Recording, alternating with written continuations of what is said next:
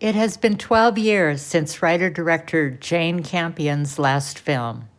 Now, Campion returns with a feminist vengeance with The Power of the Dog. The first female director nominated for the Academy Award for the piano in '94, we can all be grateful Campion shelved plans for retirement when she read the reissue of this Thomas Savage regional novel. Composer Johnny Greenwood's haunting banjo score begins.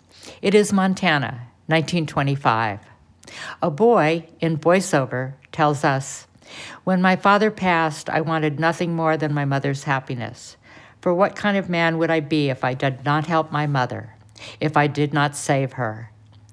Then, glimpsed as he strides across a ranch yard, we meet the cruel, poisonously macho Phil Burbank, played by Benedict Cumberbatch in a performance that will eventually steal every inch of the screen and more. He and his brother George have been given the spread by their unloving parents.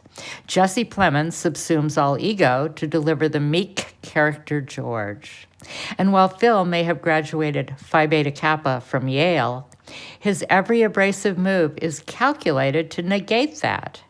We are primed to wonder, what goes on here? On a cattle drive, the brothers encounter the widow, Rose, played by Kirsten Dunst in a tortured, transformative role, and her odd, affectless, but artistic and autodidactic teenage son, Peter. This is Cody Smith-McPhee, marvelous in the movie Let Me in a performance here that reaches for Cumberbatch territory.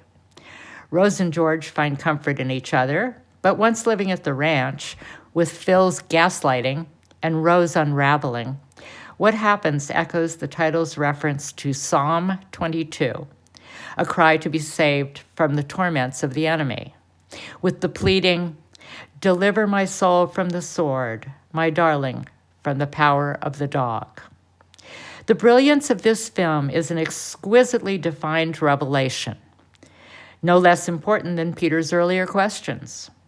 A scene with Cumberbatch in a monogrammed neckerchief may be the most erotic thing ever filmed, while providing a backstory without words. This fable is about primal injury, how the first cut is the deepest, and the deconstruction of a rugged Western cultural myth. Your eye is drawn to undulating hills, a dirty finger probing the pink center of a paper flower, the plaiting and weaving of pliable leather. Campion and her cinematographer, Ari Wegner, are women who know how to juxtapose the harsh mise-en-scène with the sensual detail, to give us clues so subliminally delivered as to be subversive. When do we know where this Greek tragedy is headed?